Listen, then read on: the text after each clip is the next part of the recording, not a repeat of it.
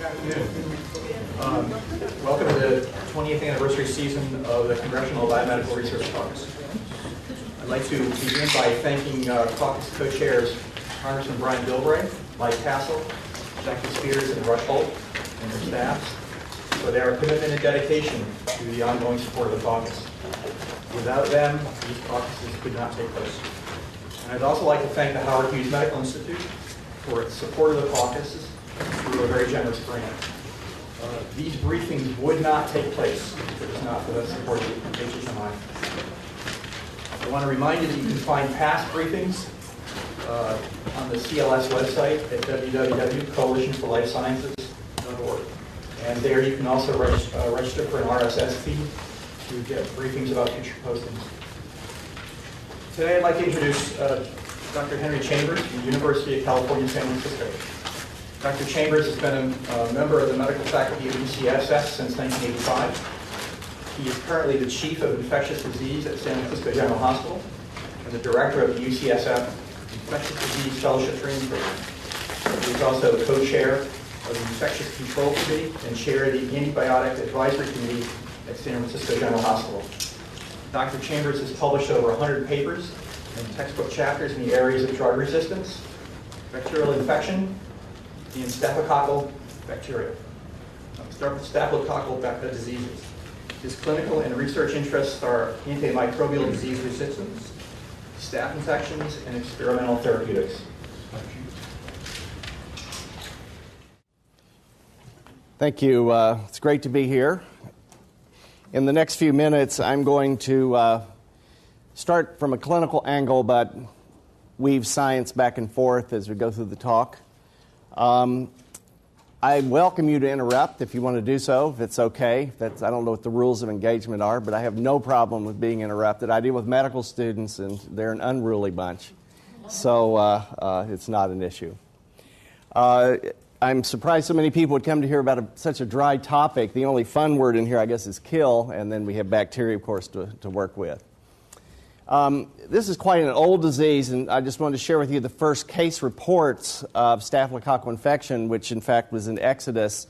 It is not well recognized that the sixth plague of Egypt was in fact an outbreak of staphylococcal disease, and it's, the citation is, so they took soot from a kiln and stood before Pharaoh, and Moses threw it toward the sky, and it became boils breaking out with sores on man and beast.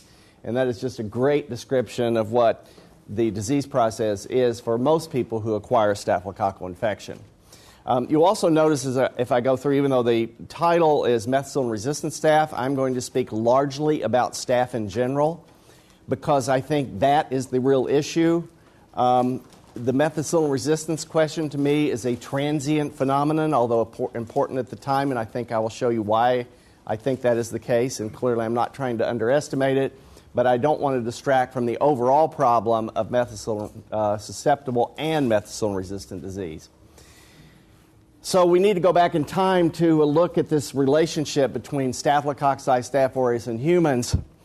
You can see that staph were here well before we were. The ancestor of this organism dates back 1.6 billion years.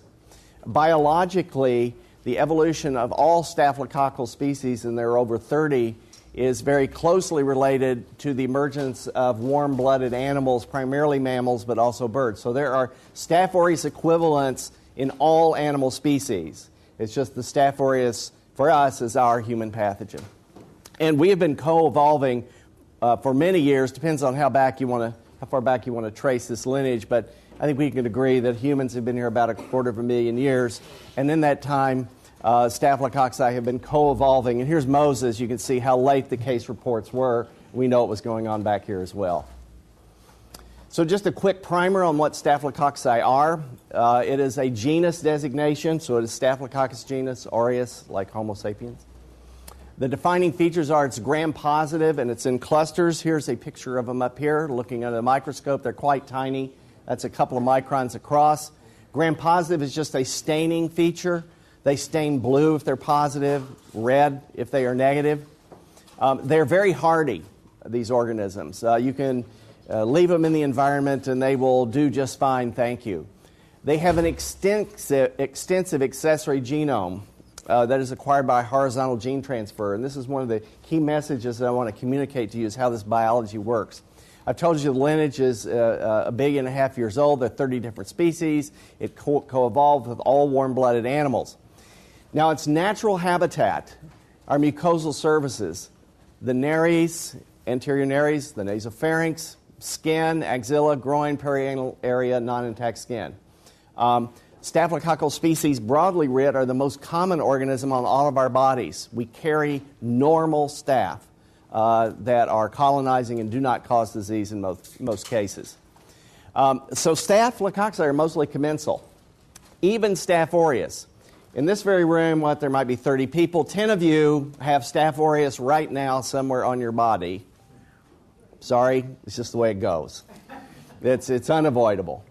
So there are a lot of people who have Staph aureus. 90 million people in the United States right now are colonized. A proportion of those will have methicillin-resistant Staph aureus, but they never get disease. And so this balance between the evolution, the adaptation of the human, and the co-selection with Staph aureus is really quite profound when you think about the biology. So it's highly human adapted. Asymptomatic carriage, I mentioned. There are 90 million people in the United States right now who are colonized. 5 million are colonized with MRSA. It is spread by direct contact. This doesn't float in the air. You have to physically touch the organism to acquire it. Or you have to physically touch a wound that is infected with the organism. Or you have to be in close contact with somebody who is a carrier of the organism. It has the capacity to be quite virulent, and I'm going to show you some photos that are really not great for lunchtime, but that's when I was asked to talk as we go through the clinical manifestations of this disease. And it has many, many virulence factors. Many classic bacteria, such as plague or anthrax, have one or two. You knock those out and say virulent. With Staphylococci, there's no single virulence factor that you can eliminate to reverse the course of disease. And it has a remarkable capacity to become drug resistant. Let me just say a word about the host defenses. Primarily, it is an intact skin. So the barrier to staphylococcal infection is no breaks in the skin. It's hanging out in your nose. It's happy to hang out in your nose, but if you get a cut, that presents an opportunity for a portal of entry. There are antimicrobial molecules that we make called defensins that are effective in low counts of bacteria at eliminating organisms. And then a white cell response, PMNs, polymorphonuclear leukocytes, neutrophils, are responsible for mopping up staphylococci. And here we have some staphylococci that are in the process of being ingested by this neutrophil. And here's this neutrophil trying to get a hold of those two cocci there that he's not been able to catch up with. Now, so that's our host defenses against staphylococci. Do not think for a minute that staphylococci are not working on the same problem from the other side, right? They want to avoid all of this. And I just want to show you some examples of this, of targets that humans present in terms of their host defenses. So I mentioned the antimicrobial peptides. Well, staphylococci make staphylokinase, other molecules that eliminate or inactivate specifically these peptides, specifically the human forms of these peptides. There's chemotaxis, that is when the poly comes in to eat the bacteria. There are specific inhibitors of that process, so the poly is paralyzed. Red blood cells may aggregate the organism. These are lyses to provide iron nutrients. Oxygen-mediated killing, you just go down the line that whatever we throw up as a defense, staphylococci have been working on for the same period of time they've been hanging out on us or before. So this is not a passive process. It's incredibly dynamic. In terms of the mechanism of disease, there are 4 primary diseases that staphylococci cause. They cause local infections. That would be an abscess or a cellulitis. There's food poisoning that's not truly an infection. It's, I don't know what you're having for lunch, but if the mayonnaise has been sitting out a little bit too long, you might be susceptible to that. It incubates in food and then causes a preformed toxin, which makes you sick. Invasive disease and then toxic shock syndrome, and I'll just show you examples of each of those quickly. Abscess and cellulitis, I think you can see this, but here's this individual, the thigh, the red area, you see this punctate thing in the middle, I think. It's probably about this big. That's filled with pus. That's what an abscess is. It is a pus-filled collection that is an isolated and focal infection. This is fairly benign as things go. You can lance it. People will do fine. They may recur, but most diseases of this type because the host is able to contain the infection. Here's another example of a lesion that is more cellulitis. There's no drainable pus here. It's a little redder and angrier looking. This is the classic spider bite of MRSA. It is not caused by a spider at all. It is just a focal infection that is very inflammatory. Food poisoning. So it causes intense nausea and vomiting and explosive diarrhea. And the point of this whole slide actually was to set up this picture right here, which I found on the web. So it's short-lived. He's not going to be here long. Lasts about a day or two. No fever. You get over it. Self-limited. But if you're debilitated, it can make you sick. Invasive disease. So hold on to your cookies. This one's pretty benign. This is a patient that we saw in July last year. Now, July is not normally influenza season, but you know last year with H1N1, it was influenza season. And this is a patient who was seen in the outpatient setting and had H1N1 influenza A. Was seen in the outpatient clinic. I know you're not used to looking at chest x-rays, but in this situation, black is good. This is the heart, so this is a normal chest x-ray. Guy shows up, and I think you can appreciate that now we're seeing white in there. What that is, it's pus in the lungs that have accumulated in less than 24 hours. This patient went on to die of a lethal infection, appeared only to have influenza when he showed up. So he's an at-risk person whose host defenses obviously did not work. At the top, these are heart valves. Doesn't matter which ones, but you can see that there's this gluck on them. We'll call it that. What that is collections of bacteria and clot on the heart valve. Normally, a heart valve should have a nice, smooth surface like you see here. You can see how ratty this looks, and you can see that there is this excrescence called a vegetation that is on the valve. That breaks off, and it is loaded with bacteria, and it lodges in the circulation. In this case, you can see this foot here, and these are petechiae. They're micro blood clots and abscesses from this thing breaking off and spreading throughout the body. This is a brain scan in which you can see where the white spots are, where these clots have embolized and lodged in the brain. So it is a truly overwhelming systemic illness. The other disease that is common in people who have staphylococcal infection is osteomyelitis. This is an MRI, which I understand has finally been scheduled for Tiger Woods for today. How it can take Tiger Woods like 3 days to get an MRI, I don't know. But anyway, here we have a spine. This is a neck. I think you see the arrow here. And then on this projection, you see that white thing in the back. What that is a collection of pus and destruction of the bone that is encroaching on the spinal canal. And finally, this is called necrotizing fasciitis. This is a patient who had a skin infection that became invasive and deep. In order to get rid of it, he has to have all of the skin and soft tissue debrided. Okay, so these are unusual, rare forms of the disease in the big scope of things. Not so rare when you pull all invasive disease together, but for most of us, we'll never have this type of infection. Finally, toxin-mediated syndromes. This is like a bad sunburn with shock that is toxin-mediated. This is toxic shock syndrome in which the hand is desquamating. I think you can see that the skin is beginning to scale off. There's a redness. It looks like a sunburn. This is a toxin-mediated disease. I think you can see these purulent pustular-containing lesions about the size of a dime. These are caused by staph that make a toxin, which cleave the epidermal-dermal junction, so you get a blister just like you had a burn, but it does it chemically and enzymatically, not by heat. And here's a systemic manifestation of that in a patient who has overwhelming sepsis. This is a toxin-producing strain in which this EKG lead was moved from here to here and denuded the skin as it separates off. You could actually touch this person and have the skin scale off. Here's an infant syndrome called scalded skin. So that's what Staphylococcus can do. In terms of the types of infections, if you look at all Staph aureus infections, 90 to 95% are skin and soft tissue infections, SSTI. So only a minority are these more serious infections, and I've shown what they are here. The most common organ systems are the blood, the urine, the respiratory, the bone, and the joint, but it can affect literally any organ in the body because of this ability to spread through the bloodstream. How much staphylococcal disease is there? Well, we really don't know because there's no prospective surveillance to measure this for us. We can get at it backhandedly by looking at cases and then doing prevalence studies in certain communities. So what I'm going to show you here are not hard data. These are best guesses from indirect means of measuring Staph aureus disease.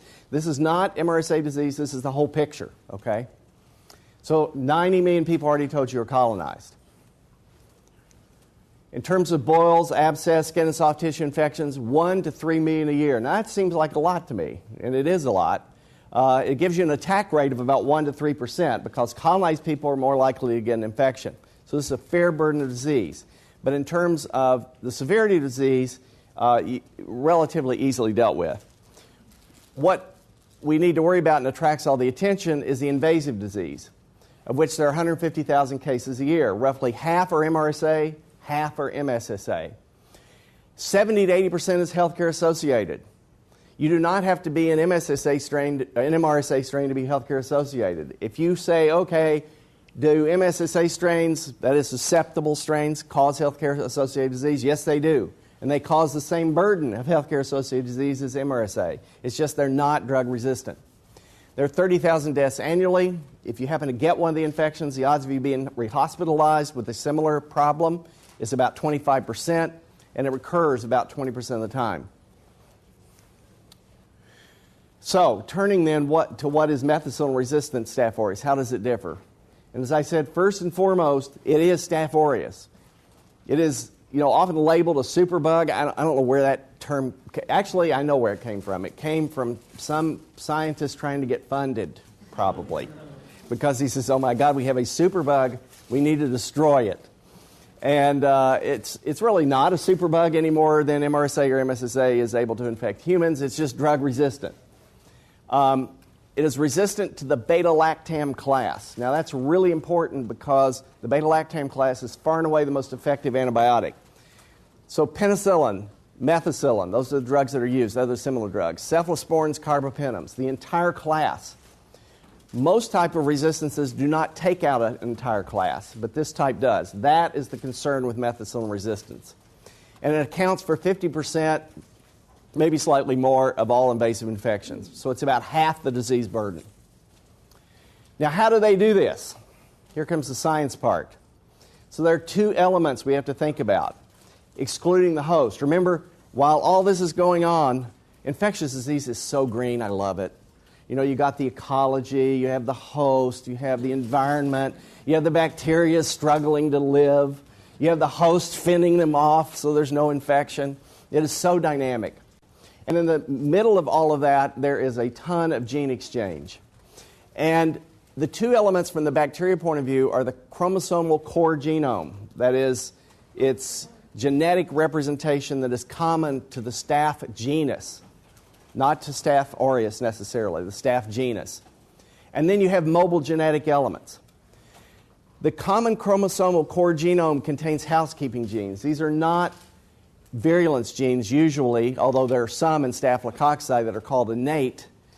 This toxin, staphyloxanthine, makes Staph aureus. Aureus is golden. It kind of has this yellow property. On agar, that accounts for that. Coagulase coagulates blood. Catalase is a host defense mechanism. These were acquired millions of years ago as part of mobile elements. You can see the footprints of them, but now they're part of the core genome. The more recent acquisitions are on these mobile genetic elements, and they carry two types of genes, resistance genes and virulence factors. Where do the virulence factors come from? Well, they're acquired probably as modifications of other staphylococcal genetic elements that are imported into Staph aureus and that are adopted by Staph aureus and provide an advantage to them against the host. So that selective pressure is the host. The resistance genes, where do they come from? They're entirely a creation of antibiotic selection, entirely. Staphylococci in its natural form has no drug resistance, zero, none, nada. It is susceptible to every single drug. So all the drug resistance that we see has totally been acquired.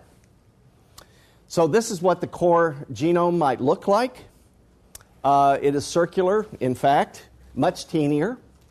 But when you examine the core genome that is the genus genome, and you look at it at a sequence-based level, there are these little islands peppered all over it. And what are they? They're mobile genetic elements that have been acquired by the genome and integrated to give an advantage to get by.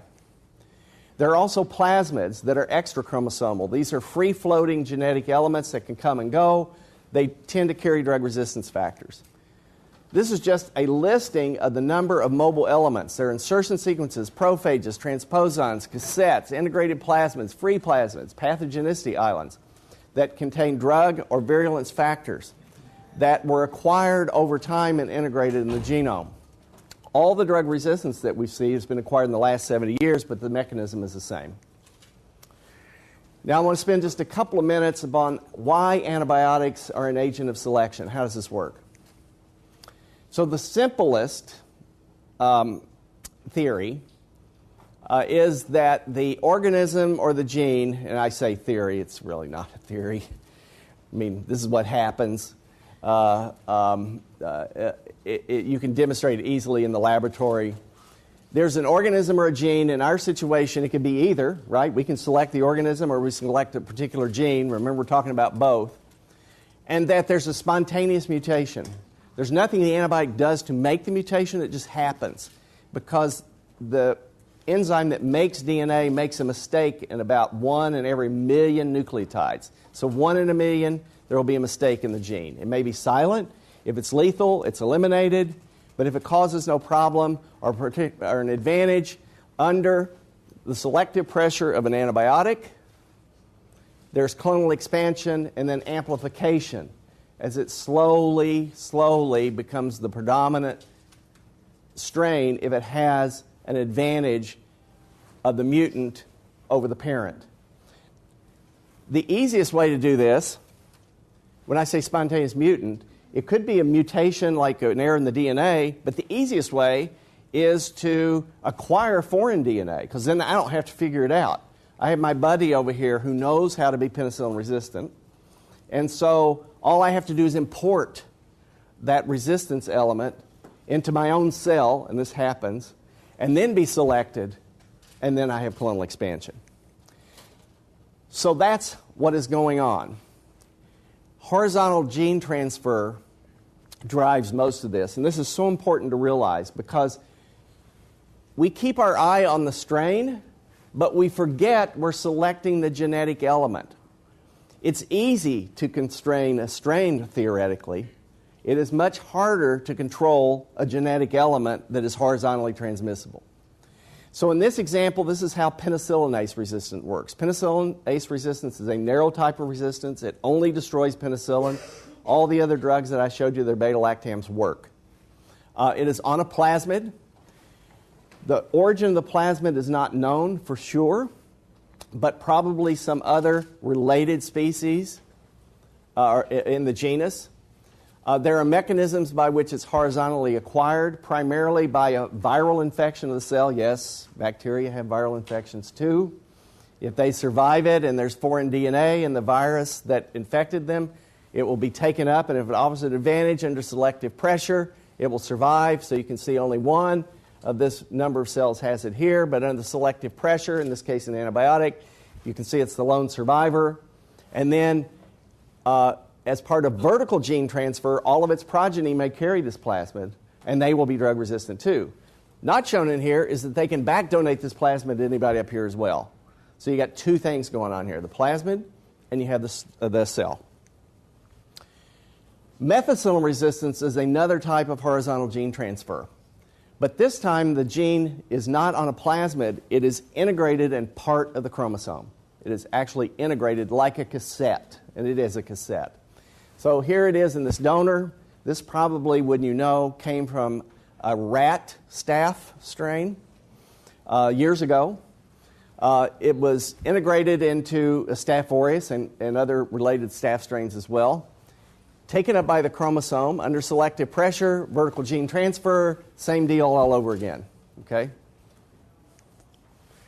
So methicillin resistance works by not destroying the drug, but by altering the drug target. So this is fundamental. It's a better approach. If I want to destroy the drug, I got to have an enzyme that destroys every single drug. If I got 50 drugs, I need 50 enzymes. But if I have a target that is changed, that entire class, if it depends on that mechanism, will not be effective, and that's what happens here. This element is quite amazing. It's called SCC-MEC, staphylococcal chromosomal cassette. MEC is for methicillin resistance gene. This cassette element doesn't have to carry drug resistance. It can carry lots of stuff. But this one just happens to carry drug resistance. It always integrates in the same place in the chromosome.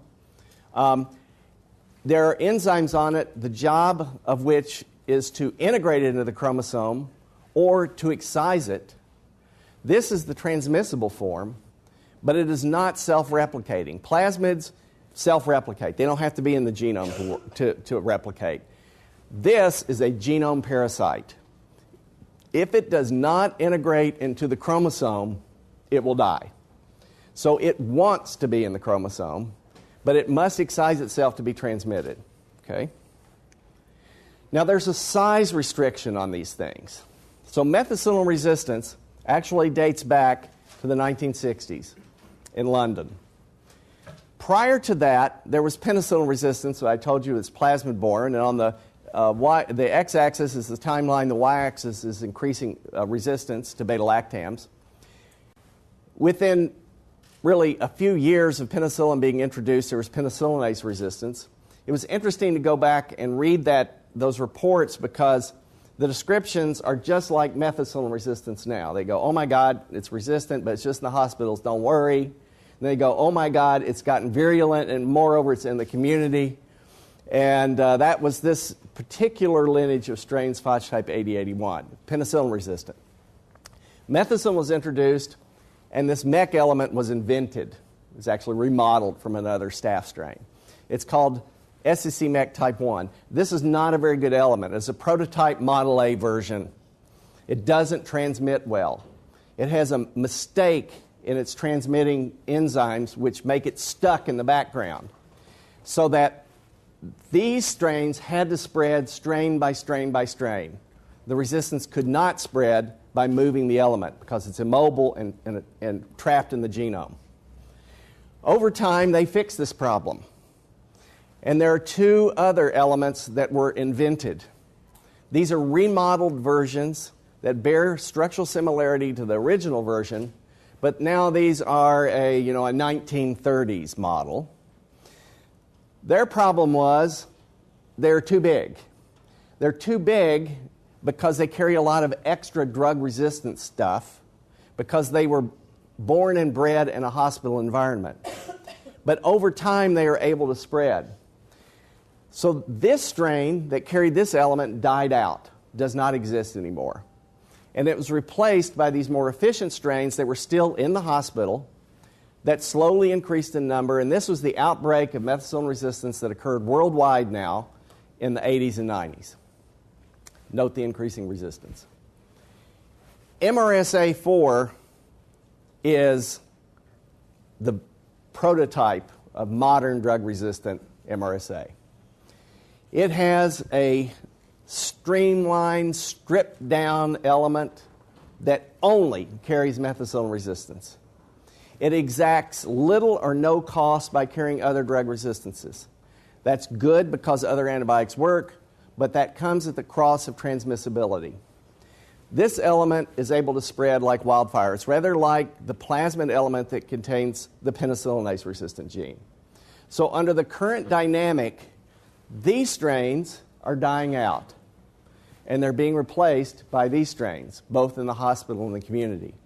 And by being replaced by the strains, the element is surviving and transmissible and able to create new strains, as well as the strains in which it was already resident and spread in hospitals and the community. And this just shows you the continued outbreak as we had to rely on other narrow classes of drugs, of drug-resistant strains. Now I want to briefly go over evidence that isn't much discussed for a phenomenon that is probably just as important for drug resistance. Remember, in the first model, what happens is there's a spontaneous mutant, and then if the drug happens to select for it and it's beneficial, you'll get a mutant. This one, the drug causes the mutation, then selects for it. So here's how this works. We have the organism of the gene. A mutagen, that is something that makes a mutation, is applied. There's a variant that is under selective pressure and you get an evolved gene. Antibiotics do this. They cause stress in the bacteria. They make the bacteria take up foreign elements. They make mutations occur because the stress generates certain enzymes in the bacteria that generate mutations. So the mutation frequency is increased 10 to 100-fold over what it would be, and it's no longer spontaneous. It's generated by the drug. So this phenomenon is only recently recognized as being important in this business of drug resistance. And again, in this model, the mutagen and the selecting agent are the same. So I think I will conclude there and take questions, but first, Staph aureus is highly human adapted. Normally, it doesn't cause much problems. It has become human adapted through acquisition of horizontal genetic elements that are integrated into a core genome. The period of selection of those elements has been the periods of hundreds of thousands of millions of years as they've had to deal with the host. Antibiotics are kind of a host factor, but they're quick poison for bacteria and highly selecting. And all of this is driven by antibiotic selective pressure. Not just the bacteria, but the elements as well. These mobile genetic elements are key for virulence factors, they're key for antibiotic resistance, and the ultimate driver of the antibiotic reservoir is virtually limitless because you're talking about the pool of core genomes and the mobile genetic elements which can be mixed and matched in any way conceivable under selective pressure. So those are my prepared remarks. I hope that gave you some insight into how remarkable this pathogen is. And you know, people who study bacteria, we secretly admire what they do. You know, we never turn totally to the dark side, but you have to appreciate how adaptable they are in order to contrive means for interdicting what it is that they might do. So thank you for your attention.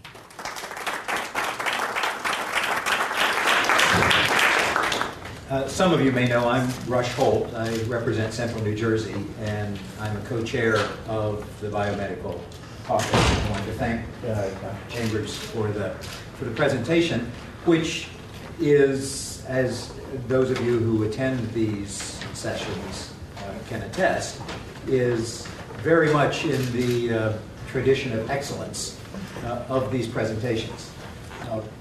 There are a couple of points, actually one question that I wanted to ask to lead off the question. The point I wanted to make first is, I imagine you and most of the people in your members' offices think that, well, of course, this research goes on in fighting infectious diseases at NIH. Well, only if we maintain it. That's the whole point of these presentations. It is absolutely critical that we maintain it, and not at a subsistence level. This leads me to my question, and then guessing at what your answer will be, I'd like to ask make a comment on the basis of it. Whether it's by plasmids or cassette integration into the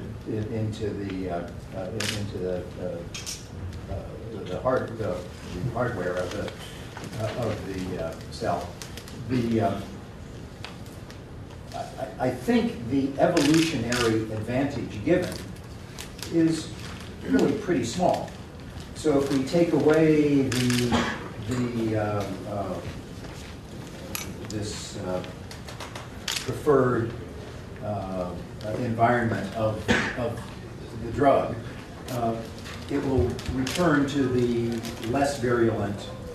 It would be overtaken by the less virulent forms of this. Is that?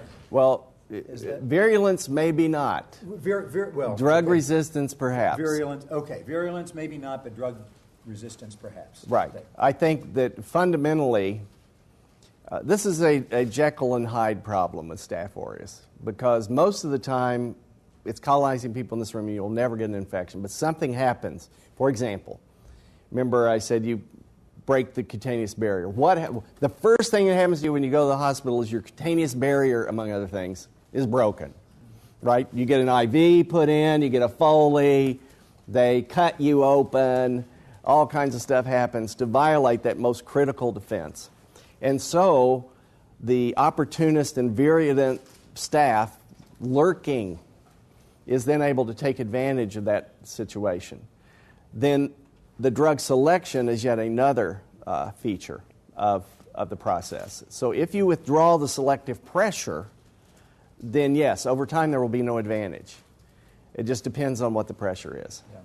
Well, and so the environment that provides this selective pressure favors one strain, and there isn't you've removed the community's corrective mechanism in effect. I would argue that we see the same thing in research areas. If we force areas of research to scale back so they don't have a widespread, vibrant, self-correcting community in research, we end up with pathological research. So it's to make the point that I was making earlier, we must maintain a vibrant, well-funded biomedical research program in the United States. In order to have the kind of the many-faceted research that is necessary for the broadly useful outcomes. So anyway, thank you very much. Yeah, I'm not going to say no to that, you know. Let me let you take the other questions. Thank you very much. Yeah. Hi, you said healthcare associated. I assume that means hospital acquired. And then I have another question. Yeah, so I should have clarified, I'm sorry. Healthcare associated means an infection that occurs in association with contact with the healthcare system. So that does not have to be hospital acquired. That is the best example of it because there's no doubt of the acquisition. If you go into a hospital and you're perfectly normal and you get surgery and you get a surgical site infection, that is a hospital acquired infection. Now, I should point out that the bug that caused it may not be hospital acquired because if you're a carrier, you may already have it. Okay? So there's those fine distinctions. So you don't know whether it's hospital acquired because you acquired the bug in the hospital or whether you had the bug. So you have to be careful about those relationships. But the infection, I like the term hospital onset infection. It's unambiguous. Hospital acquired kind of makes you think, well, you know, it's all the hospital's fault. And I'm not trying to whitewash hospitals, but the microbial dynamics are much more complicated than that. Healthcare associated means, let's say you go in the hospital and you're fine, you have surgery, but a month later you have an accident and are readmitted to the hospital and you get a staph infection. That would be an associated because you were in the healthcare system. So that's how you count them. Community onset then can be healthcare associated or community associated. But when you start looking at all the staph disease, it is centered around the healthcare delivery system when you look at invasive disease. And why is that? It's because of the skin barrier and those things that are done in hospitals that invade and violate, if I may use that term, the host in terms of their natural host defenses. I mean, that's what happens when you go in the hospital. And to the extent that you do that more and more in the population that undergoes those type of treatments grows, you can see why an organism that would be just hanging out in your nose might cause trouble when there's a medical intervention. And then I just wanted to ask, is this one of the bugs, is this one of the situations that's exacerbated by all the antibiotics used in factory farming, or is that different bugs? I hate to say, probably not staph. But the gene pool for many resistance factors that are not so important now can be traced to gram-negatives, which is what you're talking about, other bacteria. And it just, anytime you start dumping antibiotics, this is going on in the background level all the time. And the genetic factor that might be useful for me today, I do not own, but some other bacteria is working on it, if you see what I mean. It's just so important to understand the horizontal transmission mechanism of perpetuation of drug resistance. This is David Miles. I'm working with Congresswoman Rosa DeLauro. And at the beginning of your talk, I was intrigued that you said this notion of resistance is transient.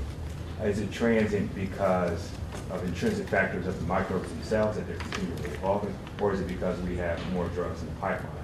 I thought it was paradoxical because after my time working in the hospital, I mean, we run out of drugs. I think Banco is now the thing that we use now to treat MRSA, and then we're having some resistance to that too. So I'd be curious if you could unpack that. Yeah, transient is probably too mild a term. I would say it's conditional based upon the selective pressure that you apply. That'd be a better term.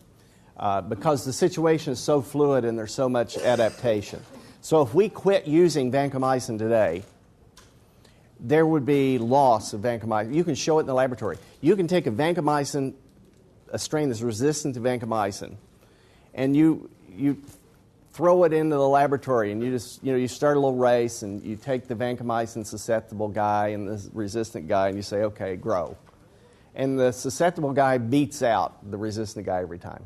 But pretty soon, the resistant guy starts throwing off back mutants that now grow, and they catch up with this. So and that's all in the absence of drug pressure. So that's what I meant to.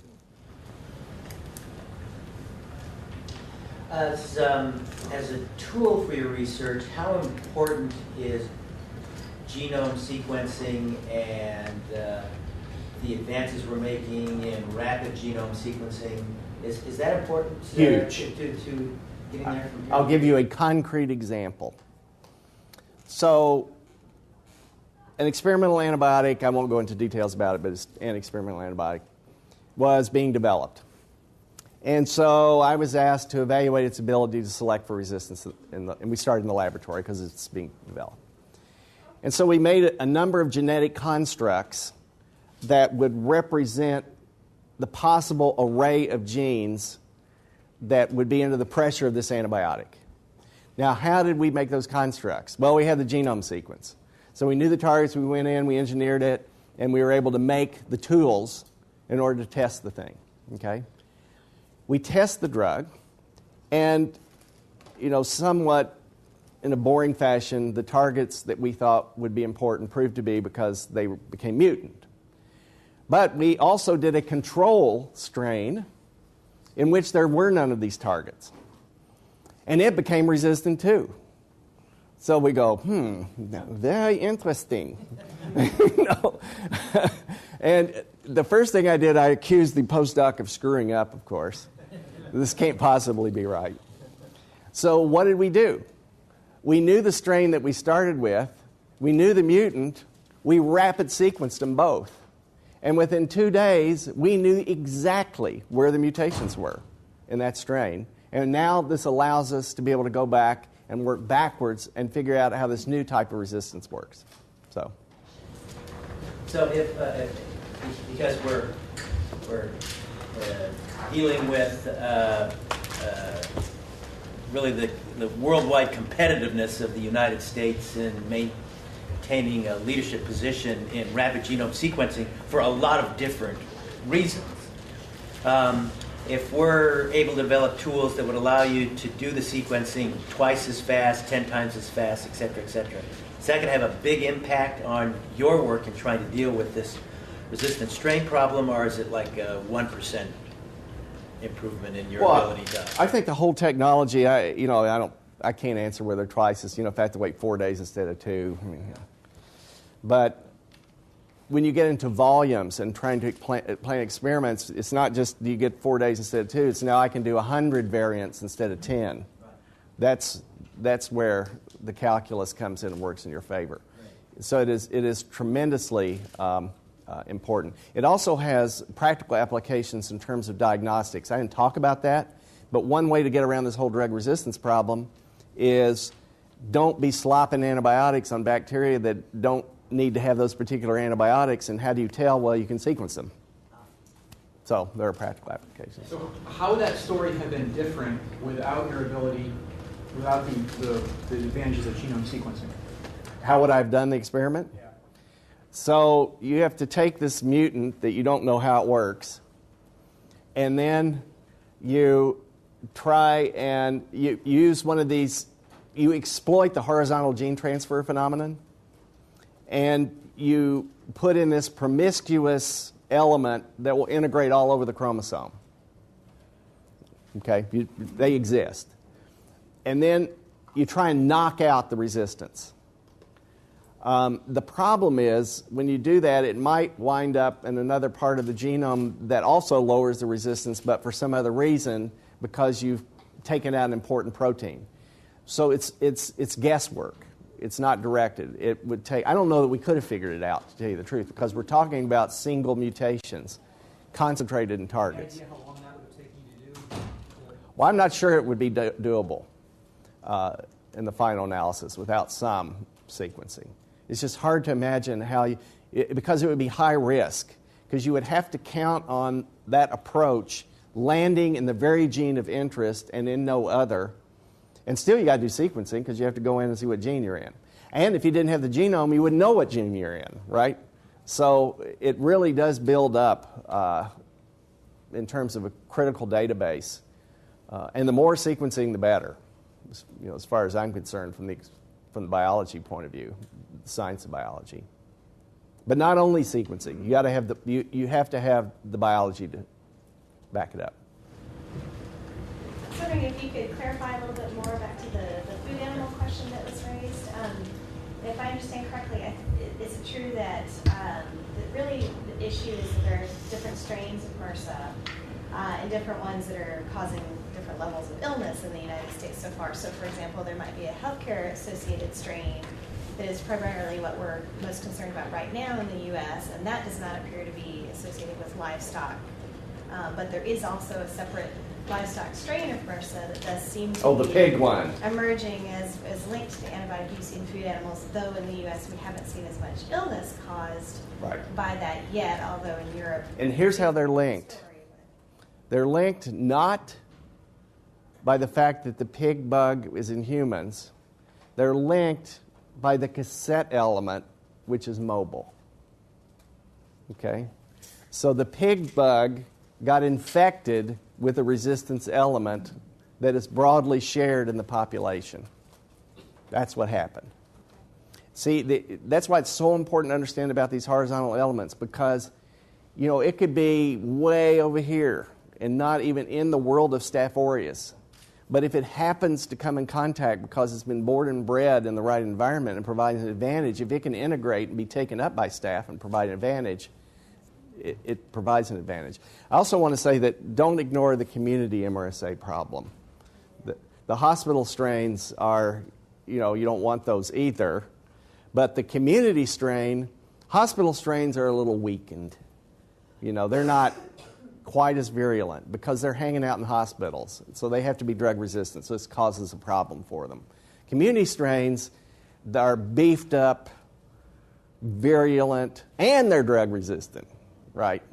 So, and it's the whole population of staph. That's why, Staph aureus. I don't care if it's methicillin-resistant or methicillin-susceptible. The only problem with methicillin-resistant is harder to treat. Right? So that's an issue. This is all fascinating as far as understanding and learning the science, but from a public health perspective, does it just mean that we will always be, instead of being a year ahead, then we'll now be 15 minutes ahead of knowledge? I mean, are things going to keep changing? You'll learn quicker, but the bugs are going to be changing quicker. And do we just need new types of antibiotics? Yeah. So are you talking about the sequencing, the technology that allows us to learn things faster? Yeah. Well, I don't know that those are related competing issues. Well, and also just clinically, we're understanding how things are evolving. But it suggests a way forward, and you can test whether that's liable to work. What for example, the laboratory science revealed that antibiotics not only select for resistance, they produce resistance. Now that is profound. So once you have that piece of information in hand, then it makes it doubly important to be more responsible about your antibiotics. In terms of antibiotics, I don't know if you've seen the press, but the last one that was approved, well, it was last year, Telavancin for gram-positives. The pipeline is just, now it's not even a pipeline. There are just not very many drugs. And there are lots of reasons for that. For one thing, the first discovered antibiotics were easy, and they were easy for a reason. The later ones are hard for a reason because we already got the easy ones, right?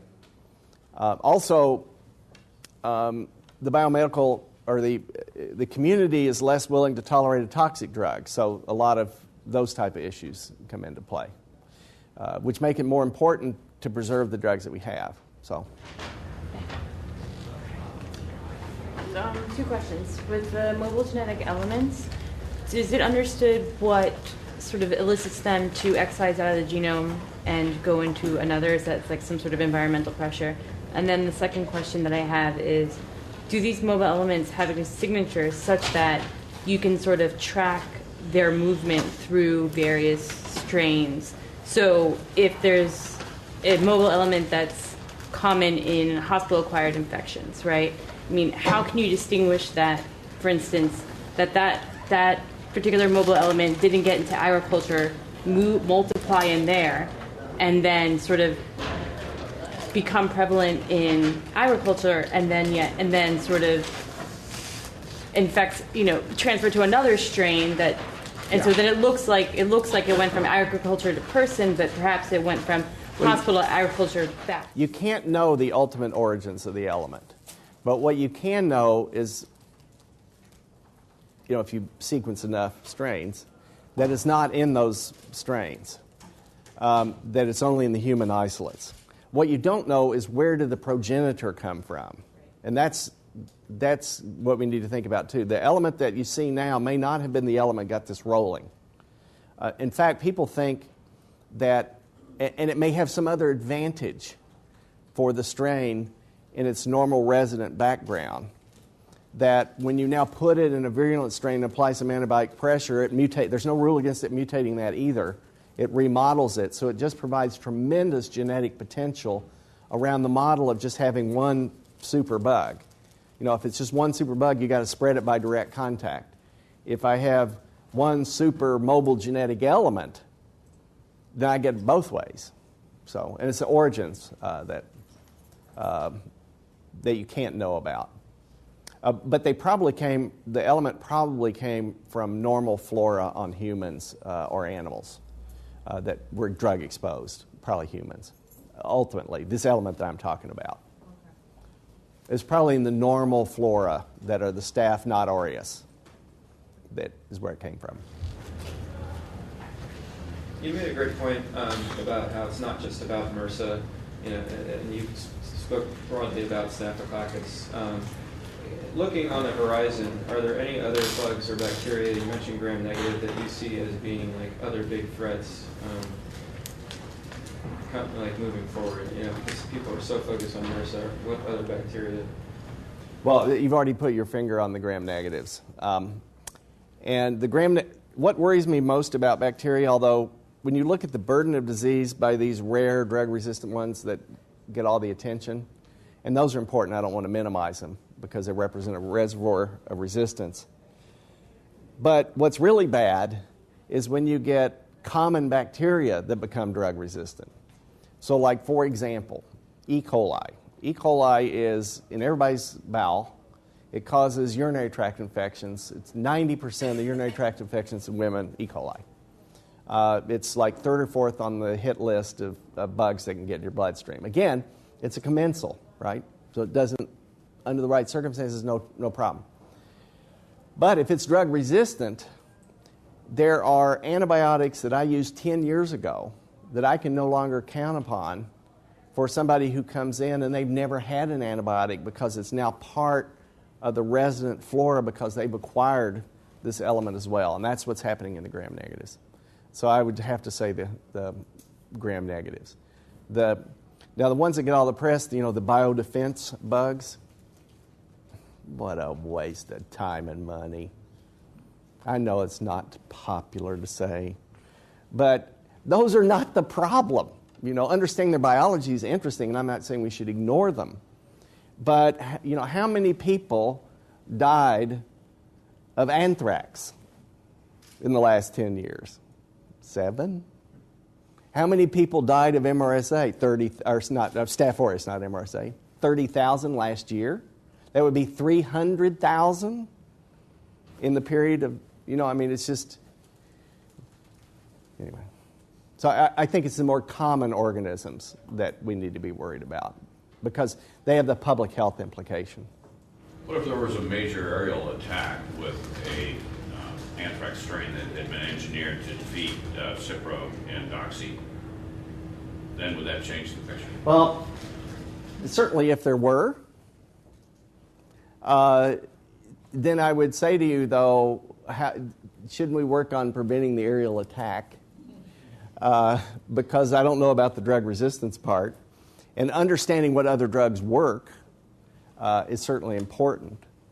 But I'm talking about just the burden of disease and what the likelihood of that is. You have to look at the common organisms because they're the problem. Let's just balance 300,000 people with the whole aerial attack. That is more a tool of terror than an implement of healthcare disaster in a certain way, to me. I don't know how many people, I'm sure you probably know since you asked the question, how many people. And I'm not for aerial attacks with anthrax. I want to go on record.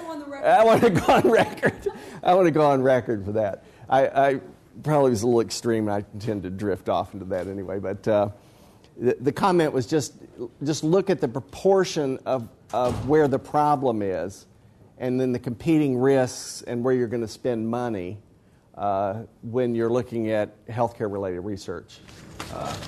What about the importance of having a vaccine against Staph aureus and a vaccine against anthrax? Good. That would be good. In terms of not having a resistance issue. Yes, that would be good. Both. Well, there is a vaccine against anthrax. No, I know. Oh. Yeah. Yeah. I'm talking about vaccine approach as opposed to just drug therapy. Yeah. How come only 30% of the population is colonized? Did they figure it out? That is a very good question. No one really knows. There are interesting phenomena about it. So when you're born, if you culture teeny babies, about half are colonized in the first month. And then that slowly goes down, and then it blips back up in adolescence to about 30 or 40% colonized, and it slowly goes down again. So at 30% is an average figure. So there are clearly factors that control that. Otherwise, why would they clear, right? There are also certain risk factors that make it more likely that you're colonized. And one of them is, for example, diabetics who take insulin. Now, is it because they take insulin or because they're diabetic, or is it because they use a needle to administer insulin? Who knows? But they're more likely to be colonized. If you take people who have skin diseases, they're more likely to be colonized. And that kind of makes sense because the skin is so important as a barrier. So you start monkeying with the barrier, then Staph aureus is kind of able to hang around. One place it cannot be is on normal skin. I could paint you with Staph aureus. Do not try this at home. I could paint you with Staph aureus and come back tomorrow, and as long as I did it on normal skin, I recover no Staph aureus. Your coagulase negative, the normal ones, they would run it out of town. And whether it's because the skin contains molecules that inhibit growth or whether the other bacteria, we didn't even talk about that, but other bacteria kind of don't like Staph aureus moving in the neighborhood. And so you eliminate them, then Staph aureus goes wild because, the residents have moved out, and the next thing you know, you've got a crack house in your neighborhood. Same thing, Let's say colonized, you mean inside Outside. Yeah. But nobody really understands the biology of why people are colonized. And the interesting phenomenon is if you're colonized, you're more likely to get a staph infection, but you're less likely to die of it than if you're not colonized. So there might be, getting around to this immunization question, there might be some advantage if you don't have an antibiotic of being colonized. The cost is, you get a pimple, but the benefit is you do not die. Easy choice. Unless you're a teenager. I guess that pimple or dying is like they're the same, right? Dr. Chambers, thank you very much for You're welcome.